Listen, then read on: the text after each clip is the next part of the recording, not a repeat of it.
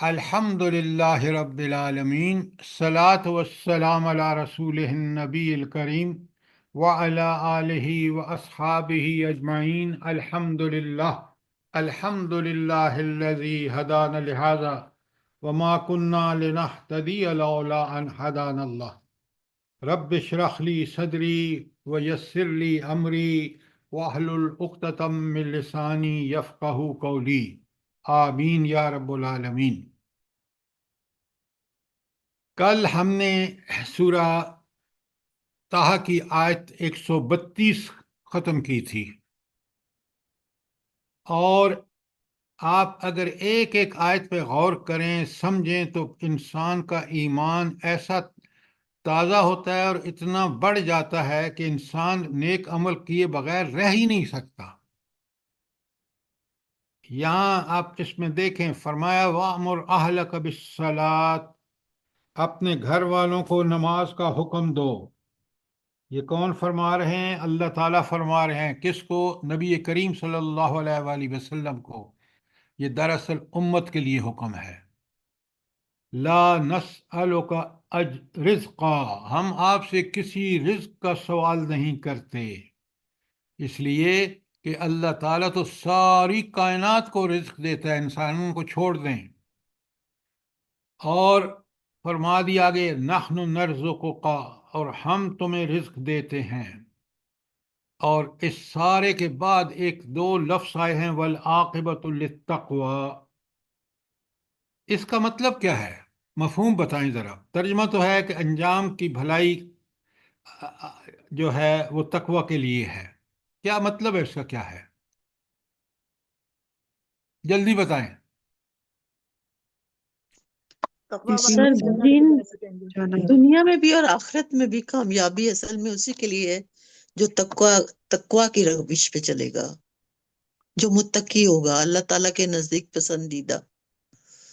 ہاں، لیکن پسندیدہ کون ہوگا؟ متقی سر۔ متقی ہوگا۔ اور یہاں عاقبۃ للتقوی کا مطلب ہے کہ جو تقوی کا کام آپ کریں گے نا، جو اس پہ آپ کا رویہ تقوی والا ہوگا، کہ اللہ سے ڈرتے ہوئے آپ جو بھی نیک کام کریں گے دنیا میں بھی اور آخرت میں، اس کا انجام اچھا ہوگا۔ اچھا،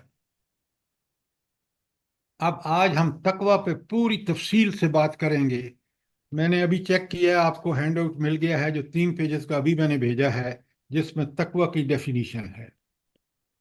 اچھا، اس پہ تو بات بعد میں کریں گے، پہلے ہم جو آج اس صورت کو ختم کر لیں کہ یہ تھی 132 اور 133 میں اللہ تعالیٰ فرماتے ہیں بسم اللہ الرحمن الرحیم۔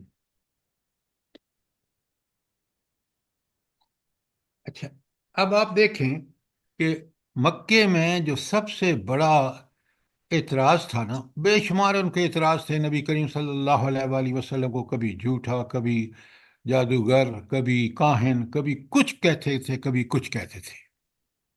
اچھا، ایک ان کا جو اہل کتاب نے ان کو پڑھا رکھا تھا نا، وہ یہ تھا وقالو، اور یہ کافر کہتے ہیں لولا یاتینا بآیۃ من ربہ، کہ آپ کوئی معجزہ، کوئی نشانی کیوں نہیں لاتے اپنے رب کی طرف سے۔ اب یہاں نشانی کا مطلب ہے، بڑی اچھی طرح سمجھیے، مادی معجزہ۔ مادی معجزہ کس کس کو ملے تھے؟ اب یہودیوں جن پر ایمان رکھتے ہیں، ہمارا بھی ایمان ہے، حضرت موسیٰ علیہ السلام کا عصا، آپ کے بعد دیگر جادو، ساری دیگر معجزے، جادو نہیں کہنا چاہیے نبی کا، اور اسی طرح حضرت عیسیٰ کے معجزے۔ تو اب یہ لوگ ماننا تو نہیں تھا نا۔ آپ نے ایک پنجابی کا محاورہ سنا ہے، من حرامی اور حجتاں دا ڈھیر، کہ حجتیں طرح کریں گے، کیونکہ اصل میں تو دل جو ہے وہ ماننا نہیں چاہتا۔ تو انہوں نے یہ بہانہ نکالا کہ اچھا، اللہ تعالیٰ نے اس کا بڑا اچھا جواب دیا ہے۔ اللہ تعالیٰ فرماتے ہیں کہ ذرا دیکھو تو صحیح، مجھے بتاؤ کتنے لوگ ان معجزوں کو، حضرت عیسیٰ اور حضرت موسیٰ کے معجزوں کو دیکھ کے بنی اسرائیل کے کتنے لوگ ایمان لائے تھے؟ سب سے بڑا جو فرعون تھا، اس کے لوگ تھے، انہوں نے تو مان کے ہی نہیں دیا، حالانکہ جادوگروں کو انہوں نے ہرا دیا، سب کچھ انہوں نے دیکھا۔ اور قرآن کمال کی بات کرتا ہے، وَاسْتَقَيْنَتْهَا، ان کو یقین ہو گیا تھا کہ موسیٰ سچے ہیں، اس کے باوجود انکار کیا، کیونکہ جب انہوں نے بھئی دیکھا سجدے، وہ جو جادوگر ہیں وہ سجدے میں گر گئے ہیں۔ اچھا، اولم تأتیہم بینۃ ما فی الصحف الاولی، اور کیا ان کے پاس اگلے صحیفوں کی تمام تعلیمات کا بیان واضح طور پر نہیں آیا؟ حضرت جو اگرچہ اس میں انحراف کیا گیا ہے، لیکن تورات اور انجیل کی بہت ساری، کیونکہ الہامی کتاب تھی، ساری باتیں بہت اچھی تھیں، تو کتنے لوگ ایمان لائے اس پر؟ اچھا، ایک بات بتائیں، نبی کریم صلی اللہ علیہ وآلہ وسلم کا معجزہ کیا تھا؟ جلدی بتائیں۔ قرآن پاک سر۔ قرآن پاک۔ اچھا، قرآن قرآن پاک کیوں معجزہ ہے؟ اس کی حفاظت کا ہدایت ذمہ کے اللہ لیے۔ تعالیٰ نے لیا ہے اور اس میں کوئی تحریف نہیں ہو سکتی۔ وہ سر تو یہ زندگی بدل دیتا ہے۔ اور جلدی بتائیں۔ سر نبی پاک صلی اللہ علیہ وسلم مطلب امی تھے تو ان کو یہ، اور وہ کفار مکہ کہتے نہیں تھے۔ نہیں، یہ کوئی اور بتائیں جو بالکل ٹو دی پوائنٹ ہو۔ اس کے پڑھنے سے کوئی بھی بیزار نہیں ہوتا، اس کو پڑھتے ہی رہتا ہے۔ کافر تو نہیں پڑھتے، کافر تو منکر ہیں اس کے۔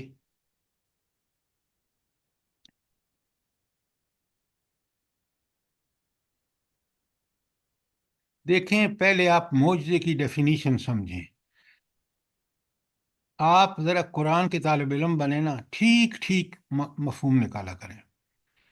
پہلا معجزے کا مفہوم یہ ہے کہ جس کے سامنے سب عاجز ہوں۔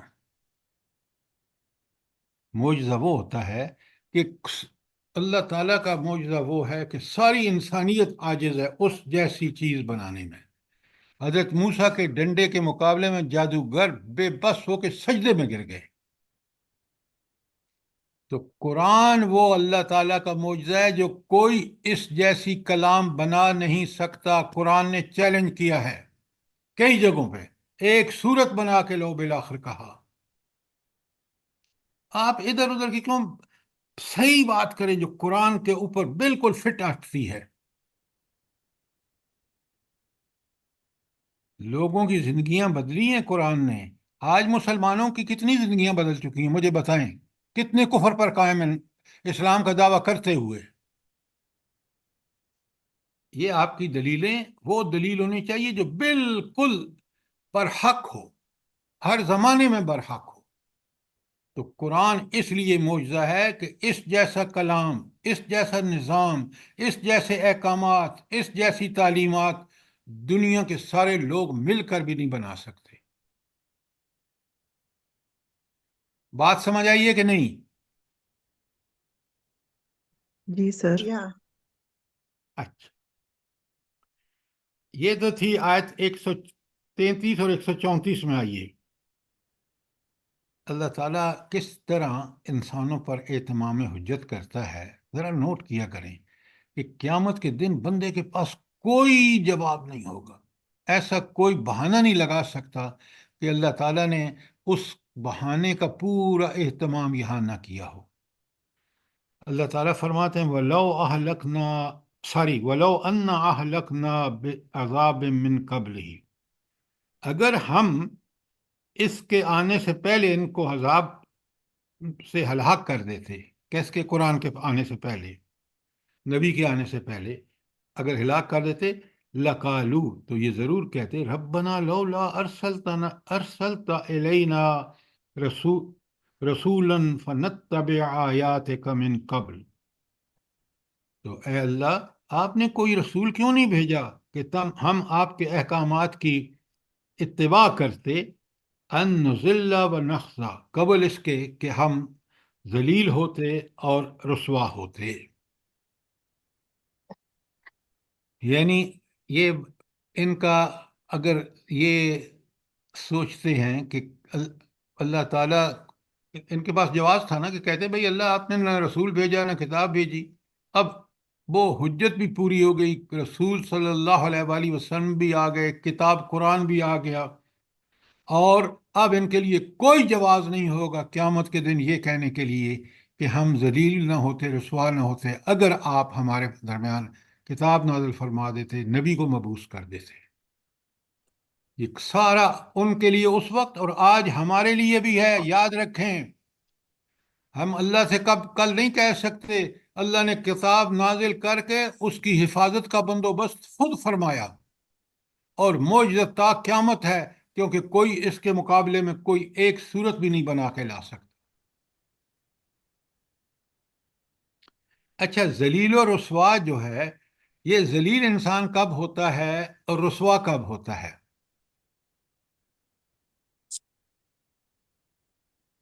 آپ نے دیکھا نا جو پاکستان کے جنہوں نے عدل و انصاف کا ستیہ ناش کیا، وہ کس طرح آج ذلیل و رسوا ہو رہے ہیں۔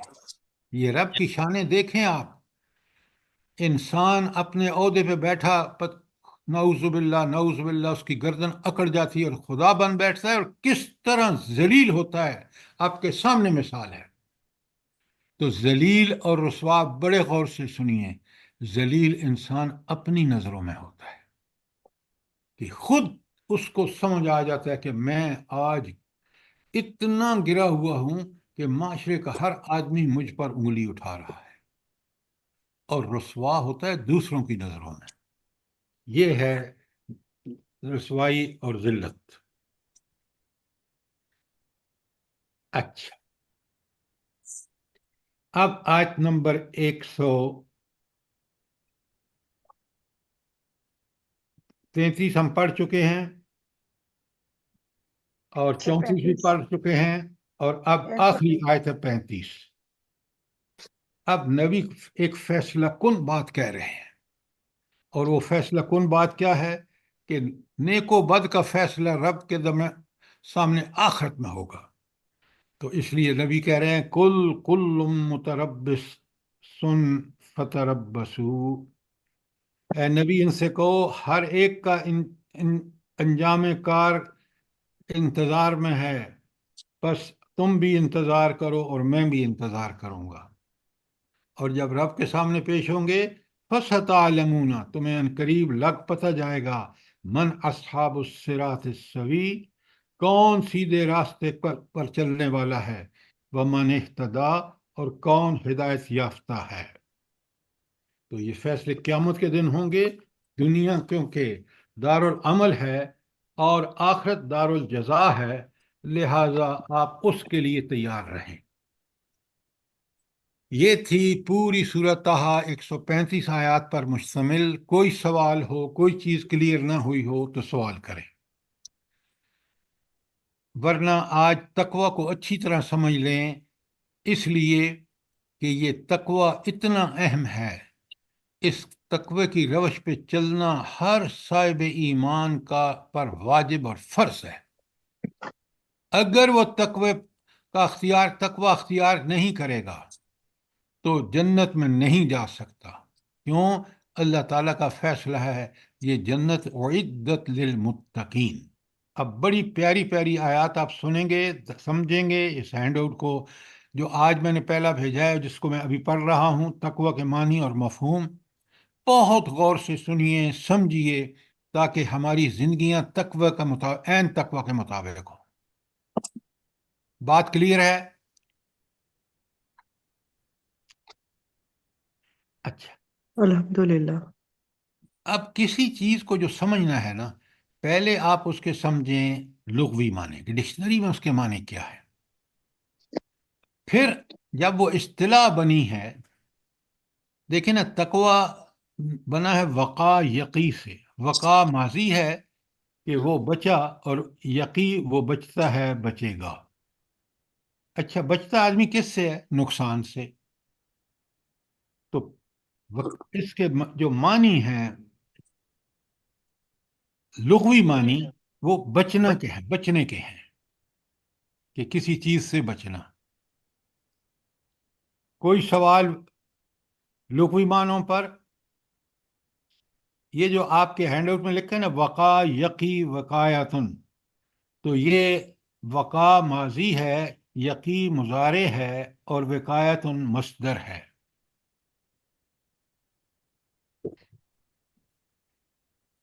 اچھا، یہ تینوں جو لفظ ہیں وقا یقی وقایتن، اس میں اسم کون سا ہے؟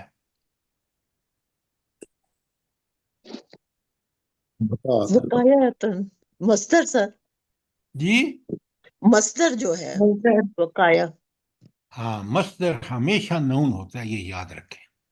وقا یقی ماضی اور مضارع ہیں، ورب ہیں، تاکہ بڑا کلیئرلی ہم سمجھیں۔ اچھا، اب قرآن کی آیات سے معنی بتائے گئے ہیں۔ اللہ تعالیٰ فرماتے ہیں کسی چیز کے نقصان پہنچنے کا اندیشہ ہو، اس سے محفوظ رہنا یعنی بچنا، کج روی سے بچنا، شر سے بچنا، غلط روش سے بچنا، برے انجام سے بچنا۔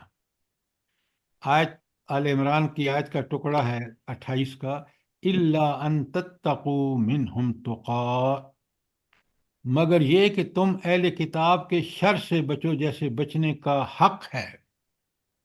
اب ذرا غور فرمائیں، بالکل اہل کتاب اس لیے کہ اس وقت وہاں جو گمراہ لوگ تھے وہ اہل کتاب ہی تھے، اور شر سے بچو جیسا بچنے کا حق ہے، یعنی بہت اچھی تدبیر اختیار کرو تاکہ ان کے شر سے تم بچ جاؤ۔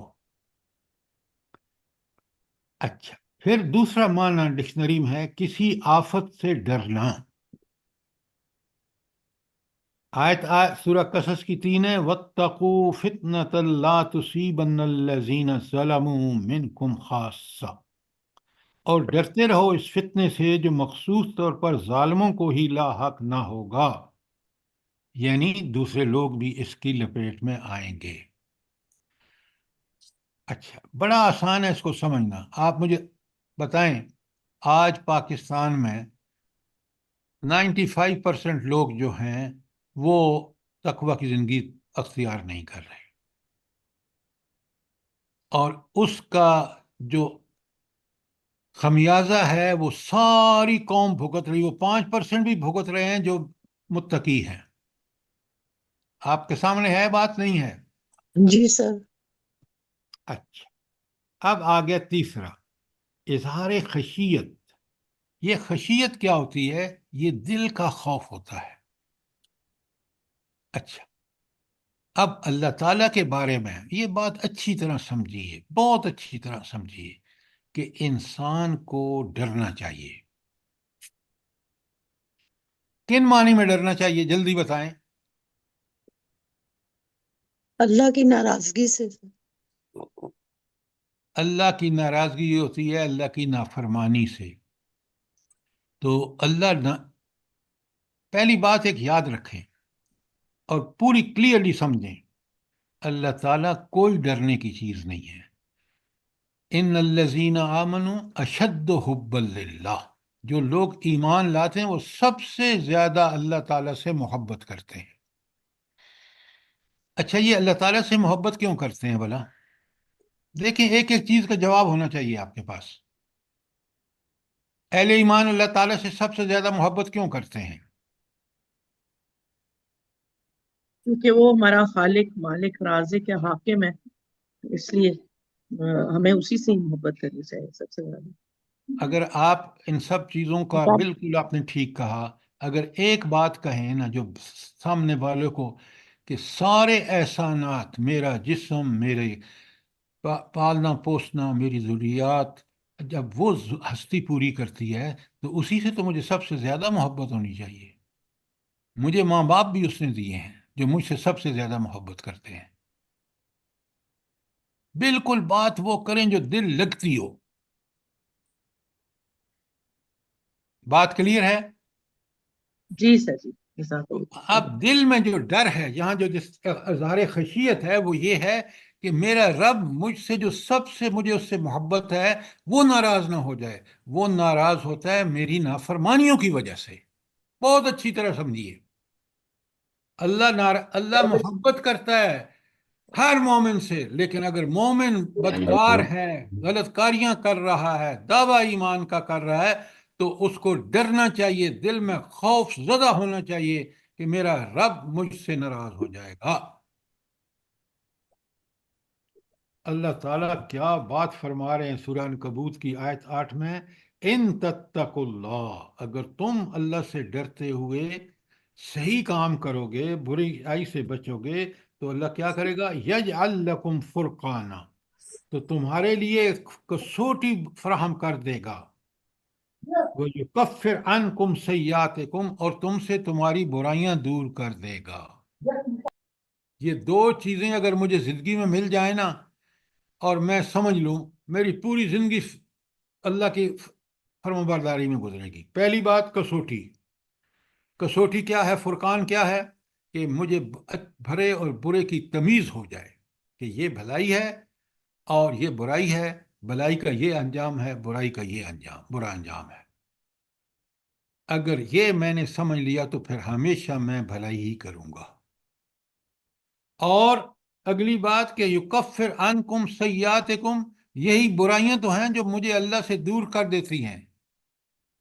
میرے لیے لعنتیں اللہ کی ہوتی ہیں اگر میں برائیوں پہ لگ جاؤں. تو اللہ تعالیٰ، اگر آپ اللہ سے ڈر کے تقوی اختیار کریں گے تو پھر آپ برائیاں نہیں کریں گے، اس سے دور رہیں گے، تو اللہ کی محبت، اللہ کی شفقت، اللہ کی تائید و نصرت آپ کے ساتھ ہمیشہ رہے گی. یہ تھے تقوی کے لغوی مفہوم، جس کے بارے میں قرآن سے بھی ہم نے سمجھ لیا.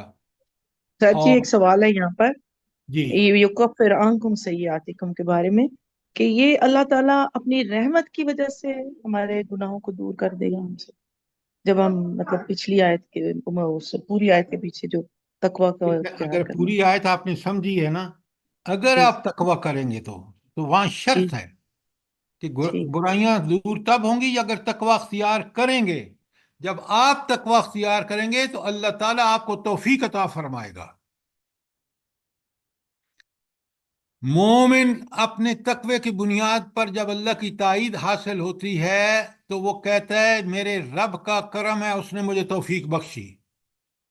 بندہ جو اللہ تعالیٰ فرماتے ہیں، سنیں غور سے، سمجھیں اس بات کو، کہ بندہ کیا کہتا ہے؟ بندہ کہتا ہے کہ میرے رب کا کتنا کرم ہے کہ اس نے مجھے توفیق بخشی ہے.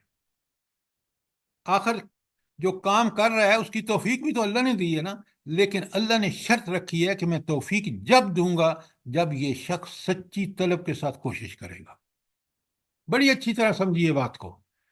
اب بندہ اپنی طرف سے کہتا ہے میرے رب نے مجھ پر بڑا کرم کیا، اور رب العالمین بڑے کمال کے ہستی ہیں، وہ فرماتے ہیں کہ یہ بندے تیرے نیک کام کا اجر ہے، تیرے بھلائی کا، تیرے تقوی کا اجر ہے. اب بات سمجھے نہیں سمجھے؟ جی جی سر جی، جزاک اللہ خیرن کثیر. اور کوئی سوال؟ اچھا، اب ایک لفظ ہے اتقا، تقوی. اب اس کے ڈکشنریوں میں جتنے معنی ہیں نا، مشہور المنجد، مفردات القرآن وغیرہ سے آپ دیکھ لیں کہ مترادفات سے سارے معنی آپ کے سامنے ہیں، اور وہی معنی ہیں جو ہم نے ابھی پڑھے ہیں. انہوں نے ذرا اپنے ٹیکنیکل الفاظ میں اس کا ترجمہ بتایا ہے. پڑھ لیں اور سوال کریں، جلدی سے پڑھیں، مترادفات، منجد، مفردات کا پڑھیں. تھوڑا سا آپ اپنے ذہن کو استعمال کریں تاکہ آپ کو بھی سمجھنے کی تو اللہ تعالیٰ توفیق عطا فرمائے.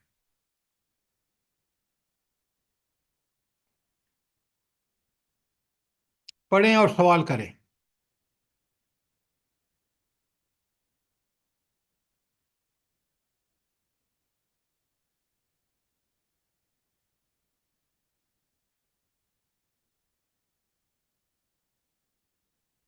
سمجھ آ گئی؟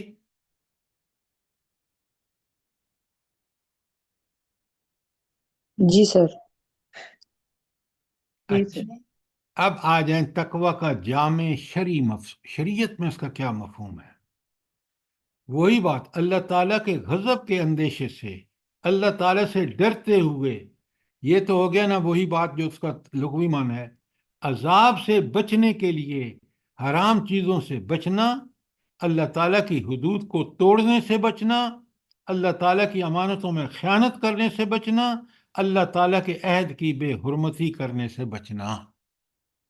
آپ دیکھ لیں کس قدر کھول کے شریعت نے جب اس کو بطور اصطلاح استعمال کیا ہے تو یہ ساری چیزیں تقویٰ ہیں۔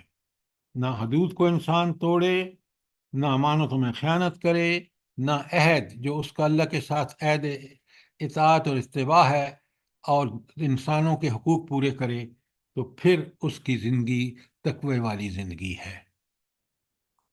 کوئی سوال جامع شرعی مفہوم پر؟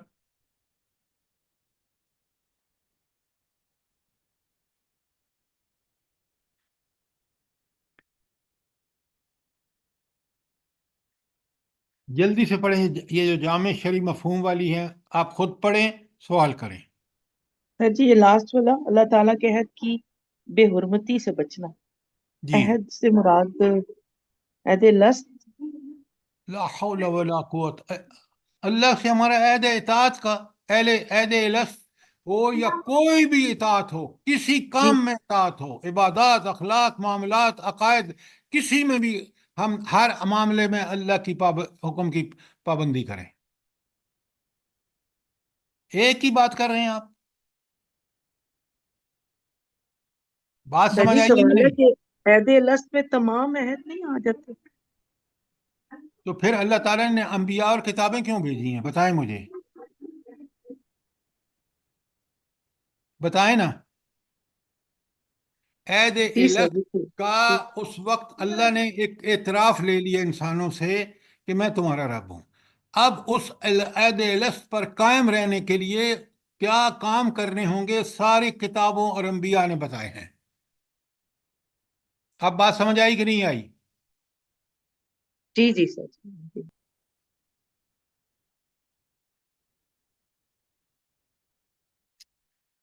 چلے میں اب آپ کو پوری اس کی سمرائز کرتے ہیں تاکہ اس کو سمجھ کے، اس کی سمری یہ ہے کہ برائیوں یعنی اللہ تعالیٰ کی نافرمانیوں سے، گناہوں سے مکمل اجتناب اور نیکیوں کے لیے جلدی کرنا، یہ تقویٰ ہے۔ ہر قسم کی نیکیوں کے لیے جلدی اور ہر قسم کی برائیوں سے مکمل اجتناب، یہ اس کی ڈیفینیشن ہے۔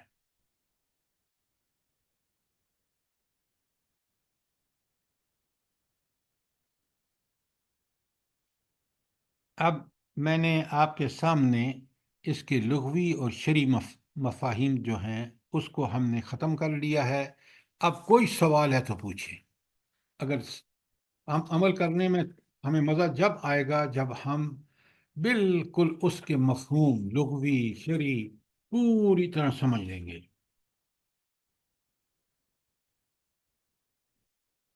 سر یہ سیکنڈ لاسٹ والا پوائنٹ مجھے سمجھ نہیں آیا۔ پوائنٹ بتائیں نا۔ سر میں کھولتی ہوں ابھی۔ سوال مومل مت کیا کریں، سوال دیکھیں نبی کریم صلی اللہ علیہ وآلہ وسلم نے فرمایا ہے سوال نصف علم ہے، یعنی آپ اپنی ڈیفینیشن، اپنی مشکل کو جب پن پوائنٹ کر لیتے ہیں تو آدھا مسئلہ حل ہو گیا، اب آپ نے اس کا جواب ڈھونڈنا ہے۔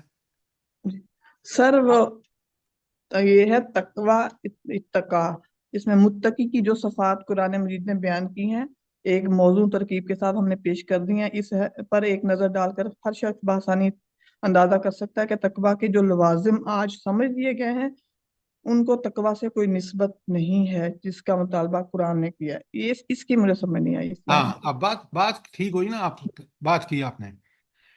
جی ہم نے سمجھ یہ رکھا ہے کہ تقوی نام ہے ایک خاص قسم کا لباس پہن لینا، ایک خاص قسم کی شکل بنا لینا، ایک خاص قسم کی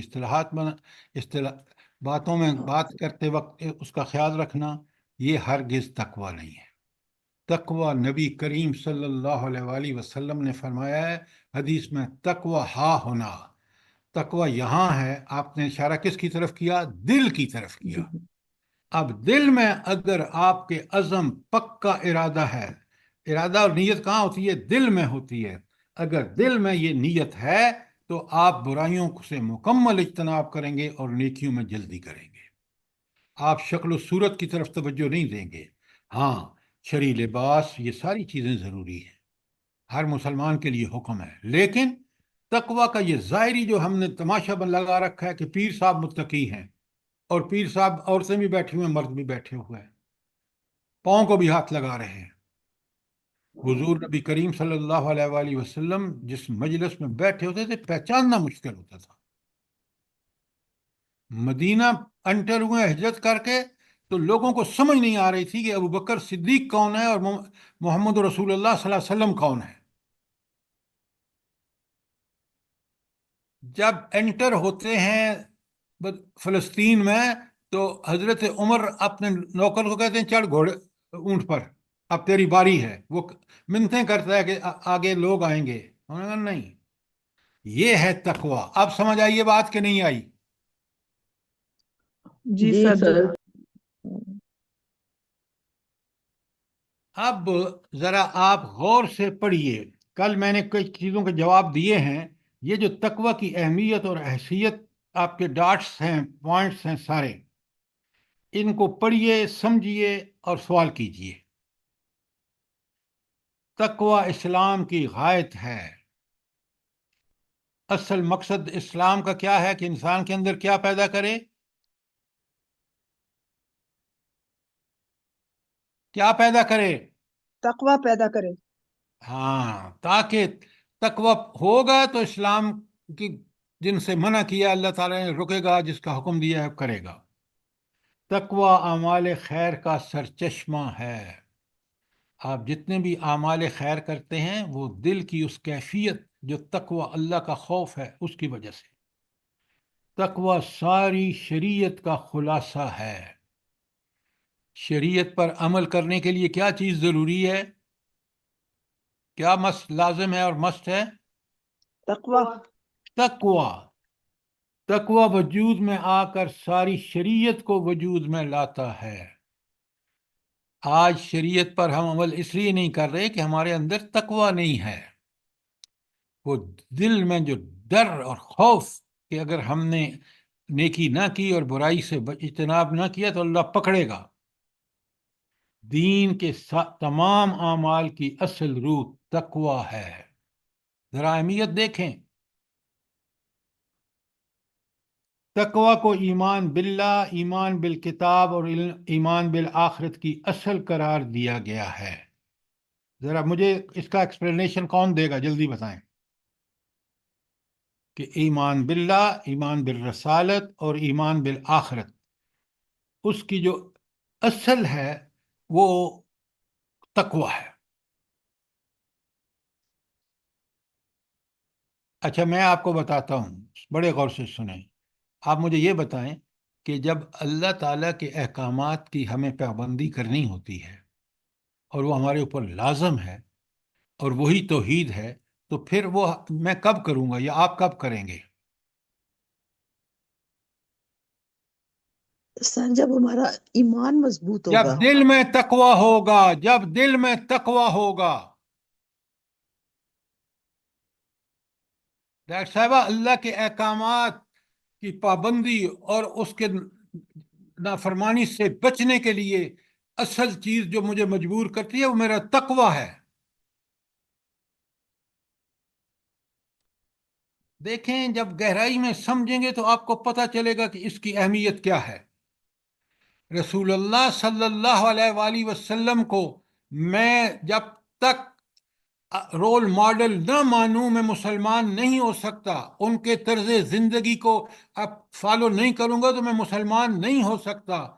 تو میں آپ صلی اللہ علیہ وآلہ وسلم کو کے طرز زندگی پر کب چلوں گا؟ بتائیں مجھے۔ جب دل میں تقوی ہوگا۔ کہ اس لیے کہ آپ اس برائی سے جب بچ سکیں گے جب دل میں تقوی ہوگا، نیکی جب کر سکیں گے جب دل میں تقوی ہوگا۔ تو یہی بات ہے نبی کریم صلی اللہ علیہ وسلم کے ایمان کے لیے۔ اور آخرت بدرجہ اتم کہ آپ جنت میں جب ہی جا سکتے ہیں جب ہر برائی سے بچیں دنیا میں زندگی میں، اور ہر نیکی پر سبقت کریں عمل کرنے میں۔ یہ ہے اس کا مفہوم کہ تقوی ایمان باللہ، ایمان بالکتاب اور ایمان بالآخرت کی اصل ہے۔ بات سمجھ آئیے کہ نہیں آئی؟ جی سر بالکل اب ذرا سمجھ، الحمدللہ۔ کیا یہ تقوی ہمارے اور آپ کے دل میں ہے؟ ہمیں آپ سے سوال کرنا چاہیے۔ فرمایا سنو، تقوی کے بغیر نہ تو عقائد کا استحکام ممکن ہے اور نہ اعمال کی درستگی۔ کتنی بڑی بات ہے! اسی لیے کہا کہ جنت متقین کے لیے تیار کی گئی ہے، ایمان ہو یا عمل ہو۔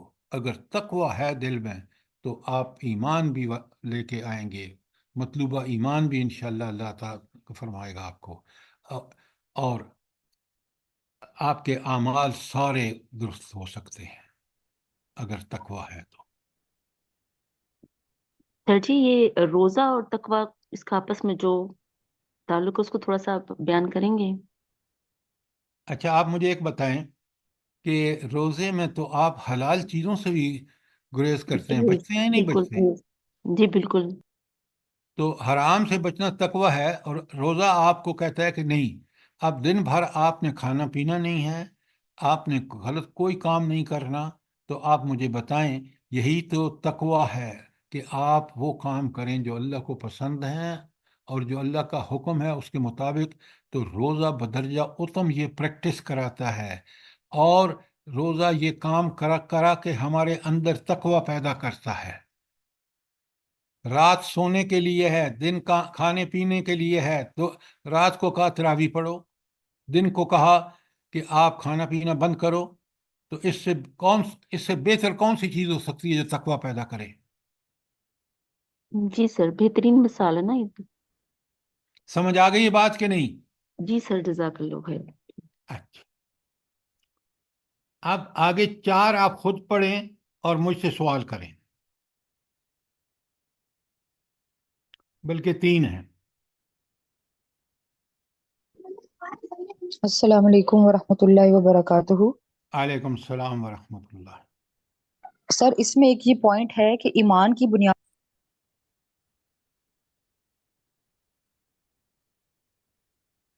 اچھا، اب بڑے غور سے سنیں، میں نے کل بتایا تھا کہ ایمان کی بنیاد شکر، شکر کی بنیاد تقوی، اور تقوی درجے میں ایمان اور شکر دونوں پر مقدم ہے۔ اچھا، پہلے تو ایمان کی بنیاد شکر ہے۔ جو بے شمار نعمتیں ہیں اللہ تعالیٰ کی، ہم اپنے جسم کو دیکھ لیں، جسم کے باہر دیکھ لیں، فضائیں، ہوائیں، بادل، زمین، یہ ساری کی ساری کس کے انعامات ہیں؟ آپ بتائیں جلدی، آپ خود بتائیں۔ اللہ تعالیٰ کی ہے سر۔ اچھا، جب اللہ تعالیٰ کے یہ انعامات ہیں تو آپ کا اور میرے اوپر کیا واجب ہو جاتا ہے؟ کہ ہم اس ہستی کا شکر ادا کریں سر۔ تو ایمان کی بنیاد شکر پر ہوئی نہ ہوئی؟ ہو گئی سر، ٹھیک ہے، ٹھیک ہو گیا۔ اچھا، اب شکر کی بنیاد تقوی ہے۔ اگر میں نے ان ساری نعمتوں کا شکر ادا کر دیا، تو اب اگر میرے اندر تقوی ہے تو شکر ٹھیک بجا لاؤں گا، شکر کروں گا۔ اگر تقوی نہیں تو شکر نہیں کروں گا۔ بات سمجھ آئی کہ نہیں آئی؟ جی سر، آ گئی ہے۔ تو اب تقوی ایمان اور شکر دونوں سے پر مقدم ہے۔ اچھا، اب ذرا سورہ شمس کی آیت 8 میں آپ کے سامنے پڑھ رہا ہوں، قرآن سے دلیل لا رہا ہوں۔ فَالْحَمَهَا فُجُورَهَا وَتَقْوَاهَا، اللہ تعالیٰ نے ہر انسان کو، کافر، مسلم، عیسائی، ہندو، جب پیدا ہوتا ہے اس وقت اللہ تعالیٰ نے اس کو ٹھیک ٹھیک پہچان دی ہے کہ برائی کیا ہے اور اچھائی کیا ہے۔ اچھا، ایک بات بتائیں کہ یہ جو ہر آدمی کی پہچان بری، اچھائی اور برائی کی پہچان ہوتی ہے، اور جو شخص ابو لہب اور ابو جہل بنتا ہے نا، وہ اصل میں اس فطرت کو مسخ کر دیتا ہے۔ اللہ نے تو رکھی ہے کافروں کے اندر، ہر ایک کے اندر۔ آپ دیکھ لیں دنیا کے جتنے آئین ہیں، دنیا کے جتنے قانون بنانے والے ہیں وہ کیوں اس بات پر مصر ہوتے ہیں کہ نیکی کو قائم کیا جائے جو ان کی نظر میں ہے، اور نیکی اور برائی حقیقت میں وہی ہے جس کو اللہ نے اور اللہ کے رسول نے بتایا ہے، لیکن پھر بھی اس فطرت کا نتیجہ ہے کہ ہر قانون میں دنیا کے آج اب آپ کا قانون ایسا نہیں ہے کہ اس میں حق کے مطابق فیصلے ہونے چاہیے، برائی کو پہ سزا ملنی چاہیے، یہ ہے یا نہیں ہے؟ ایسا ہی ہے سر. یہ اس آیت کا ہے کہ فل ہمہا فجورہا و تقواہا. اچھا، یہ تو ایک آیت ہے نا، ایک دوسری آیت بھی ہے، وہ کیا ہے بلا، جو بالکل اسی مضمون کی ہے؟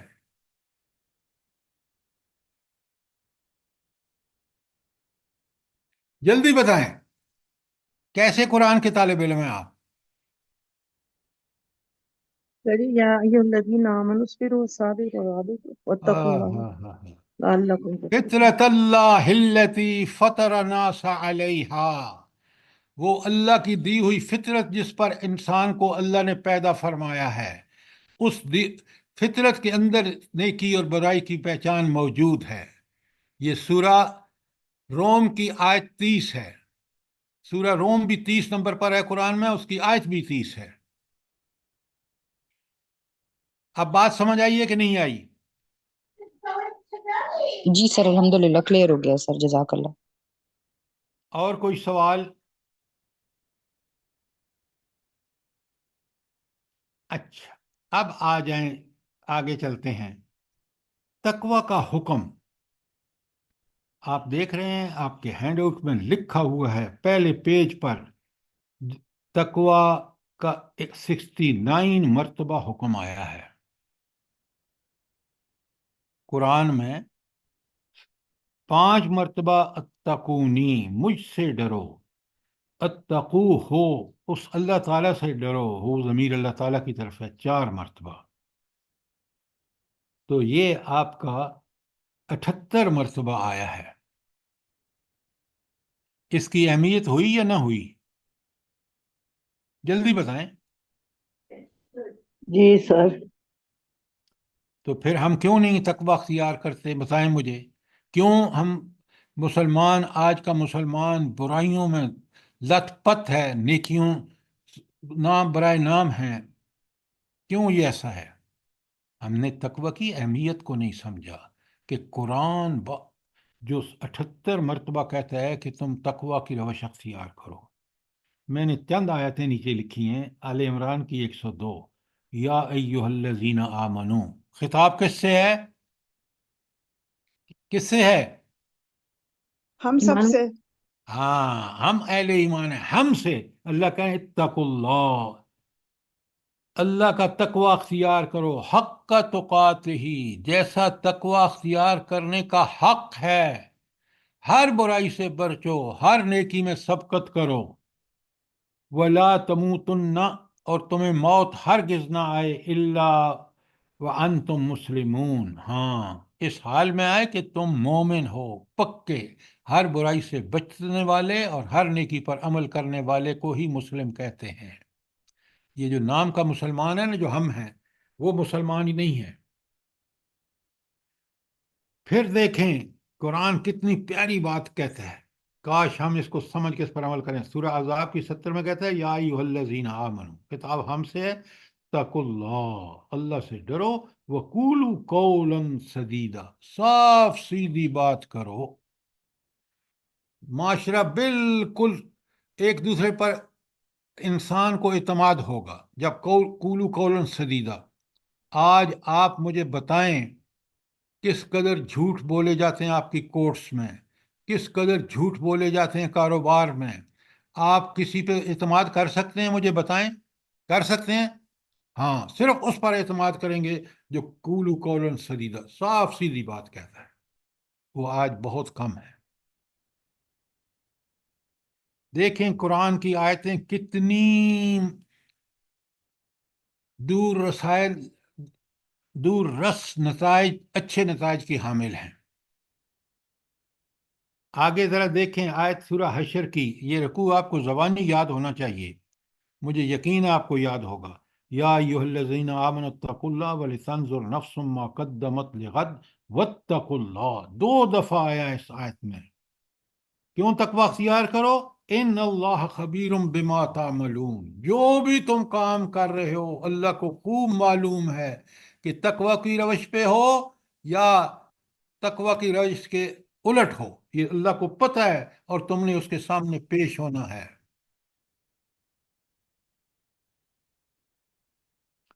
اچھا، یہ آیات، اگلی آیت جو آ رہی ہے نا سورہ حجرات کی 13، یہ تو قرآن میں ایک یونیک آیت ہے جس نے ساری انسانی اونچ نیچ کی جڑ کاٹ کے رکھ دی ہے۔ یا ایھا الناس، خطاب کس سے ہے؟ ساری دنیا سے، سب لوگوں سے۔ ہاں، ذرا یہ نوٹ کیا کریں، ساری دنیا کو اللہ کہہ رہا ہے خلقناکم من ذکر و انثی، حقیقت تمہاری یہ ہے کہ تمہیں ایک مرد اور عورت سے پیدا کیا ہے۔ اب ہر آدمی دیکھ لے، کیا یہ اللہ کی بات کتنی برحق ہے۔ وَجَعَلْنَاكُمْ شُعُوبًا وَقَبَائِلَ لِتَعَارَفُوا، اور تمہیں پہچان کے لیے کہ یہ فلاں قبیلے سے ہے، یہ فلاں گروہ سے ہے، وغیرہ وغیرہ، تو اس میں تمہیں بانٹ دیا تاکہ تمہاری پہچان ہو کہ تم کہاں، کون سے قبیلے سے ہو، کون سے گاؤں سے ہو، وغیرہ وغیرہ۔ آگے کی جو بات ہے نا، یہ قرآن کا چیلنج ہے۔ اللہ تعالیٰ کہتے ہیں ان اکرمکم عند اللہ اتقاکم۔ کاش اس آیت کو ہم عملاً پریکٹس کرتے کہ اللہ فرماتے ہیں کہ تم میں سے میرے نزدیک باعث عزت، باعث تکریم وہ شخص ہے جو سب سے زیادہ متقی ہے۔ اتقاکم، تم میں سب سے زیادہ متقی۔ اللہ کے ہاں نہ دولت، نہ رنگ، نہ قبیلہ، نہ کوئی چیز فضیلت کا باعث نہیں ہے سوائے کس کے؟ جو تقوی والے ہیں۔ تو آپ اور میں تقوی اتنا، آپ سب سے زیادہ متقی بننے کی کوشش کرتے ہیں تاکہ اللہ کے ہاں ہماری عزت اور احترام اور اکرام بڑھ جائے؟ بتائیں مجھے۔ اللہ تعالیٰ ہمیں توفیق عطا فرمائے۔ بے شک آپ ٹھیک کہہ رہے ہیں، لیکن کیا ان آیات سے کبھی ہم نے اس کا صحیح مفہوم جانا ہے؟ بتائیں نا مجھے۔ چند الفاظ ہیں، بلکہ 4 الفاظ ہیں، ان اکرمکم عند اللہ اتقاکم۔ کتنا بڑا اللہ نے اعزاز بخشا ہے پوری انسانیت کو کہ تم اگر چاہتے ہو کہ تم میرے ہاں عزت پاؤ تو تم میں سب سے زیادہ متقی ہونا ہوگا، تم سب سے زیادہ عزت والے ہوگے میرے ہاں۔ کاش کاش کاش ہم قرآن سمجھ کے پڑھیں۔ ہمیں قرآن کے اندر جو اللہ کے احکامات کے اندر جو کمال کی چیزیں ہیں وہ کبھی نہیں کھلتی جب تک ہم اس کو غور سے سمجھ کے نہ پڑھیں۔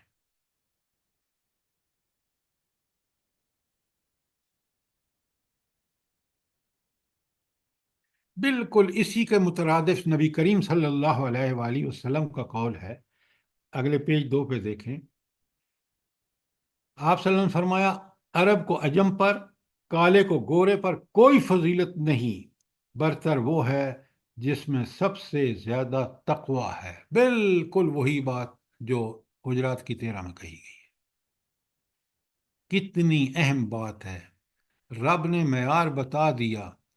آج جھوٹے معیار پر دنیا کو چھوڑے مسلمان ملکوں کو دیکھیں۔ عزت کس کی ہے؟ پولیس والے کی۔ عزت کس کی ہے؟ کسٹم والے کی۔ عزت کس کی ہے؟ جن محکموں میں سب سے زیادہ رشوت ہے نا۔ اب آپ دیکھیں یہ جو ابھی ہمارے چیف جسٹس صاحب گئے ہیں، کہیں تقوی کا دور دور بھی نشان ہے ان کی زندگی میں؟ آپ دیکھیں، اور رب نے چند دن کی اس نوکری کے بعد کس ذلت سے دوچار کیا ہے، کس رسوائی کا سامنا ہے ان کو۔ یہ رب کی، جب آپ تک متقی نہیں ہوتے، اگر صاحب تقوی ہیں تو اللہ کے ہاں بزرگ۔ ذرا آپ اس حدیث کو سامنے لائیں، جب آپ حدیث پڑھتے ہیں نا ٹو دی پوائنٹ تو مزہ آ جاتا ہے۔ رسول اللہ صلی اللہ علیہ وسلم فرماتے ہیں جب بندہ نیکی کرتا ہے اور اللہ کے لیے مخلص ہو جاتا ہے، اللہ کہتے ہیں فرشتوں کے جاؤ اعلان کرو اور اس کے دل میں اللہ لوگوں کے دل میں اس کی محبت ڈالو۔ اللہ جی اکبر، سر۔ اللہ اکبر، اللہ اکبر۔ کس قدر ہم جھوٹے مدعی ہیں عزت، اور اصل عزت کہاں ہے آپ دیکھیں۔ اچھا، اب آ جائیں، یہ جو آیت البر ہے نا بقرہ کی 177، وہ آپ کے سامنے ہے۔ یہ جو ہمارا نیکی کا تصور ہے نا، بس ہم نے نماز پڑھ لی تو ہم نیک ہو گئے، ہرگز نہیں، ہرگز نہیں۔ نیک آپ اس وقت ہوں گے جب اس نیکی کی ڈیفینیشن پر پورے اتریں گے، ورنہ کوئی شخص نیک نہیں ہے الا یہ کہ وہ ان تمام چیزوں پر جو نیکی کی ڈیفینیشن ہے اس پر عمل کرے گا تو نیک ہوگا۔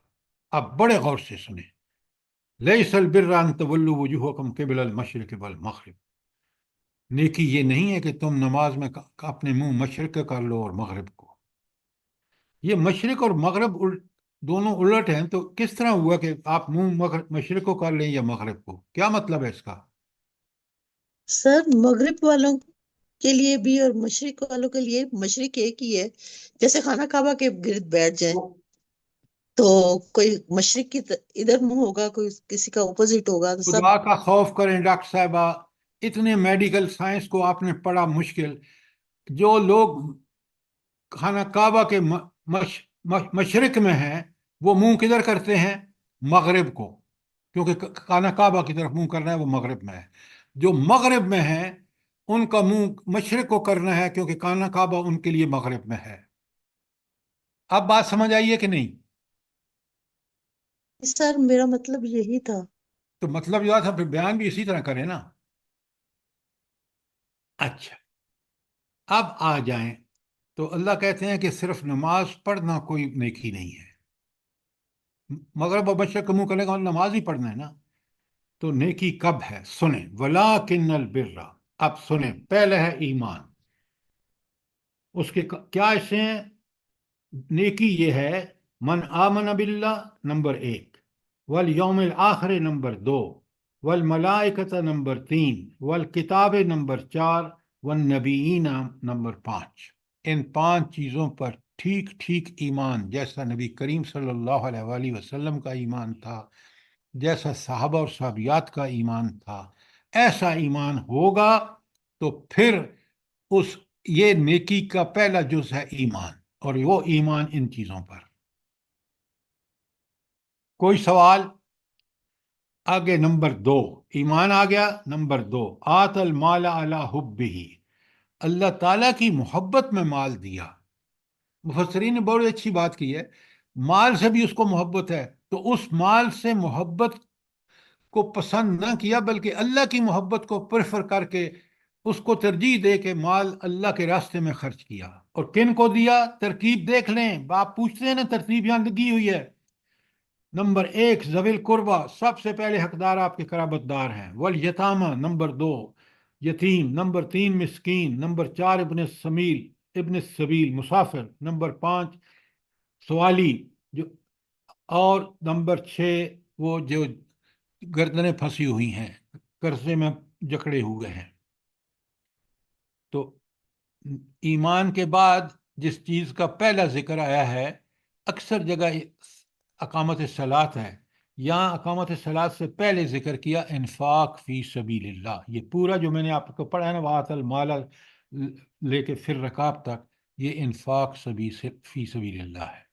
اور اس کا یہ بھی بتا دیا کہ ترجیحات کیا ہے، پہلے نمبر پہ کون ہے، دوسرے پہ، تیسرے پہ۔ بات سمجھ آ گئی؟ پہلے ایمان آیا، پھر انفاق فی سبیل اللہ، پھر وَأَقَامَ الصَّلَاةَ، اقامت نماز، وَآتَ الزَّکَاةَ۔ اب وہ انفاق جو، اب پہلے بات سب اچھی طرح سمجھ لیں، جو اوپر آیا ہے نا وہ انفاق فی سبیل اللہ ہے، اور یہ جو آت الزکوٰۃ ہے یہ آپ کو اپنے مال کو پاک کرنے کے لیے جو فرض زکوٰۃ ہے وہ ہے یہاں. تو پہلا، اب پھر نوٹ کرتے جائیں، پہلا ہے ایمان، دوسرا ہے انفاق فی سبیل اللہ، تیسرا ہے نماز، چوتھا ہے زکوٰۃ، اور پانچواں ہے وَمَوْفُونَ بِعَہْدِهِمْ إِذَا عَهْدُوا، اور عہدوں کو پورا کرتے ہیں جب عہد کریں. اللہ تعالیٰ سے ہمارا عہد ہے کہ ہم اس کی اطاعت کریں گے، بندوں سے ہمارا عہد ہے کہ ہم ان کے حقوق پورے کریں گے. پورا دین آیا ہے کہ نہیں آیا؟ آگے جی سر. آگے سنیں، سوال آ رہا ہے، پہلے غور سے سنیں. وَالصَّابِرِينَ فِي الْبَأْسَاءِ وَالضَّرَّاءِ وَحِينَ الْبَأْسِ، اور صبر کرتے ہیں جنگ میں، تکلیف اور مصیبت میں، اور لڑائی میں. اثر باسا تنگی میں، اور ذرائع تکلیف میں، اور ہین الباس لڑائی میں. تو تین موقعوں پر صبر کرتے ہیں. یہ تین مشکل ترین، قرآن کا کمال دیکھیں، مشکل ترین موقع ہیں. وہاں صبر جو ہے وہ اگر کرتا ہے تو وہ نیکی ہے. اب پھر غور سے سن لیں اور اس آیت کو یاد کر لیں. پہلے ذکر کیا ایمان کا، اس کے پانچوں حصے بتا دیے، جز بتا دیے. آت المال، مال کس کو دینا ہے، پھر نماز قائم کرنا، پھر زکوٰۃ دینا، پھر وعدوں کو پورا کرنا، اور اس کے بعد صبر تنگ دستی میں، تکلیف میں، اور ہین الباس. اگر یہ سارے کام کرے گا، اولئک الذین صدقوا، یہ ہے وہ شخص جو اپنے دعوی ایمان میں سچا ہے. اگر ان میں صرف نماز پڑھ رہا ہے، جھوٹا ہے، باقی کام نہیں کر رہا. اور وَأُولَئِكَ هُمُ الْمُتَّقُونَ، یہی لوگ جو یہ سارے کام کرتے ہیں یہ متقین ہیں. یہ بہت پیاری آیت ہے، بڑی اعلیٰ آیت ہے. ایمان، نیکی کیا ہے، اب آپ کے سامنے سب کچھ آ گیا. کوئی سوال، سر کوئی چیز ہمارا جی. ہمارا مکمل محاسبہ ہے کہ ہم اپنا محاسبہ کریں کہ ان چیزوں میں سے ہم کہاں پہ کمزور ہیں، ہمارا تقویٰ نامکمل ہے. آپ بالکل ٹھیک کہہ رہے ہیں. دراصل ہماری نیکی کی ڈیفینیشن نامکمل ہے. حج، حاجی صاحب حج کر کے آتے ہیں نا، آ کے دکان پہ بیٹھ کے جھوٹ بولنا شروع کر دیتے ہیں. بھائی اس حج کا کیا فائدہ ہے؟ نمازی نماز پڑھ کے آتا ہے، رشوت لیتا ہے، اس کی نماز اللہ تعالیٰ اس کے منہ پہ نہیں مارے گا. یہاں مکمل ڈیفینیشن ہے نیکی کی. اگر یہ ڈیفینیشن اور یہ تعریف جو نیکی کی اصل تعریف ہے قرآنی، وہ میرے ذہن میں تازہ بتازہ ہے، میں بالکل اپنے دعویٰ ایمان پر سچا ثابت ہو سکوں اگر میں ان پر عمل کروں، اور میں متقی ہوں گا اگر میں ان پر عمل کروں. ورنہ نہ میں متقی ہوں، نہ اپنے دعویٰ ایمان میں سچا ہوں اگر ان میں سے کچھ کو کرتا ہوں کچھ کو نہیں کرتا. بات سمجھ آئی ہے کہ نہیں؟ جی سر. اچھا، جی سر، جزاک اللہ خیر. ابھی پتہ چل جاتا ہے. آپ مجھے بتائیں کہ جزوی عمل کرنا دین پر، ان میں سے کچھ کو کرنا کچھ کو نہ کرنا، یہ قرآن میں کہاں آیا ہے، اور اس کے بارے میں کیا تنبیہ آئی ہے، کیا وارننگ آئی ہے؟ میں آپ کو کئی دفعہ بتا چکا ہوں. افتؤمنون باللہ، ہائے ہائے ہائے، آپ غلط پڑھ رہے ہیں. افتؤمنون ببعض الکتاب وتکفرون ببعض، کچھ چیزوں پر عمل کرتے ہیں اور کچھ پر عمل نہیں کرتے.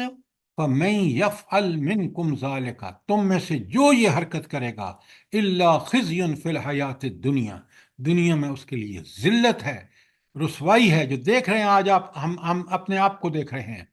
وہ یوم القیامت یردون الی اشد العذاب، قیامت کے دن سخت ترین عذاب میں پھینکا جائے گا. یہ بقرہ کی 85 ہے، لکھ لیں، اس کے ساتھ لکھیں، اس ہینڈ آؤٹ کو پرنٹ کرا کے اپنے پاس رکھیں، خود پڑھیں، اولادوں کو پڑھائیں، اپنے دیگر احباب رشتہ داروں کو پڑھائیں. تو پھر اللہ تعالیٰ کا مطالبہ کیا ہے بتائیں مجھے؟ جزوی عمل کرنے پہ تو ہمیں پتہ چل گیا کہ اللہ کے ہاں قبول ہوگا ہی نہیں، اور دنیا میں بھی ذلت اور آخرت میں، دنیا کی ذلت ہم دیکھ رہے ہیں اور آخرت میں وہی ہوگا جو اللہ چاہے گا۔ ایک اور صاحب بات، یہ یا ایھا الذین ادخلوا فی السلم کافۃ ولا تتبعوا کیا خطوات بات ہے، الشیطان۔ کیا بات ہے، پورے کے پورے دین میں داخل ہو جاؤ۔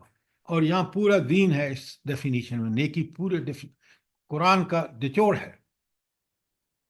ایمان بھی ایسا، انفاق فی سبیل اللہ بھی ایسا، اقامت نماز بھی، زکوٰۃ کا دینا بھی، عہدوں کی پاسداری بھی، حقوق اللہ اور حقوق العباد دونوں اس میں آ جاتے ہیں، صبر کی انتہا۔ تو یہ آپ نے دیکھا کہ کس قدر اس تقوی کے بارے میں قرآن میں معلومات ہیں، اور آپ کے پاس یہ سب چیزیں یکجا ہینڈ آؤٹ میں موجود ہیں۔ آج ٹائم ختم ہو گیا ہے اور یہاں پہ رک جاتے ہیں۔ تقوی کے فیض و برکات آگے پڑھ کے آئیں گے آپ، تاکہ آپ ٹھیک ٹھیک سوال کر سکیں جو چیز سمجھ نہ آئے۔ لیکن جب تک آپ خود پڑھیں گے نہیں، غور و فکر نہیں کریں گے، یاد رکھیں یہ درس سننا اور درس سنانا یہ کوئی کام نہیں ہے۔ کام اصل یہ ہے کہ سنا کے ٹھیک ٹھیک اس کو سمجھ کے اس پر غور و فکر کر کے عمل کیا جائے۔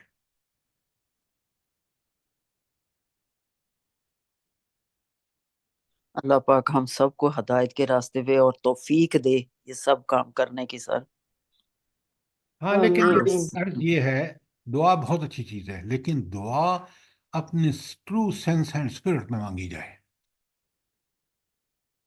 اگر قرآن سے میرا اور آپ کا وہ رابطہ، سمجھ بوجھ، جان پہچان، حق باطل پوری طرح سمجھ نہیں لیا نا، تو عمل ٹھیک نہیں ہوگا۔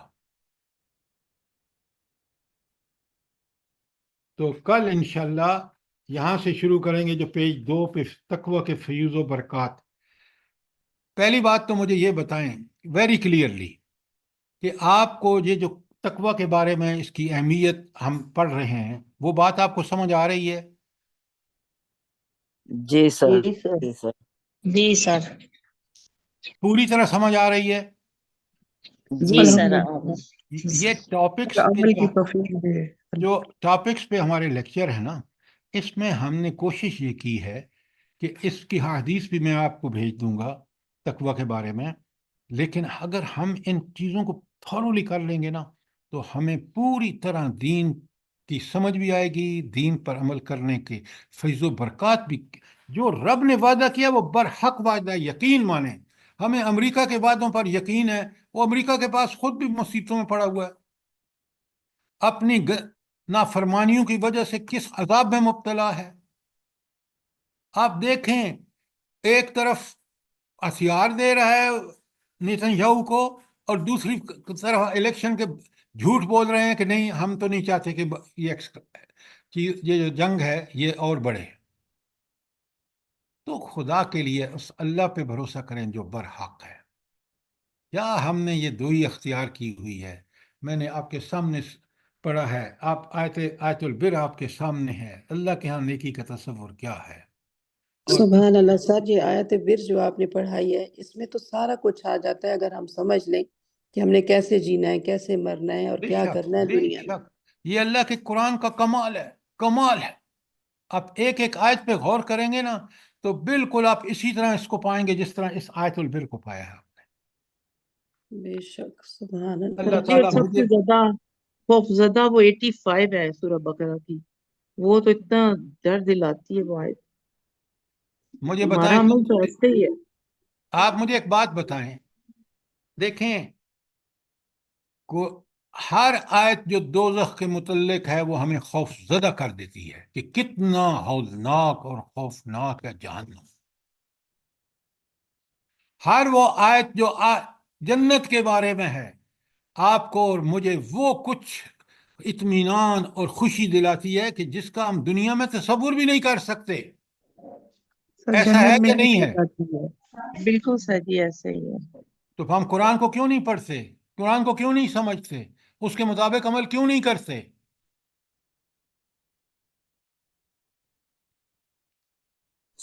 کل چلیں، سر جو سورت طٰہٰ کی پڑھی آیتیں دیکھیں کتنی سخت آیتیں ہیں، کتنا خوف اور کتنا ڈر لگتا ہے۔ بس یہ ایمان ہوگا تو یہ سب چیزیں ہوں گی۔ میں آپ کو بھیج رہا ہوں آیات بھی تقوی پر، تاکہ یہ تقوی کا مضمون ہم پوری طرح تھارولی سمجھ لیں۔ اللہ تعالیٰ مجھے بھی اور آپ کو اس کی توفیق عطا فرمائے، اور تقوی کی زندگی گزارنے کی توفیق آمین عطا فرمائے، آمین تاکہ ہم آمین اللہ کے ہاں آمین اس کی جنت کے مستحق بن سکیں۔ آمین آمین آمین ربنا آمین سر، ہم تقبل لوگوں کی منا اولادوں کو انك بھی انت نیک ہدایت السمیع دے۔ ذرا مجھے دعا تو سننے دینا لوگوں کو۔ ربنا تقبل منا انك انت السمیع العلیم وتب علینا انك انت التواب الرحیم۔ آمین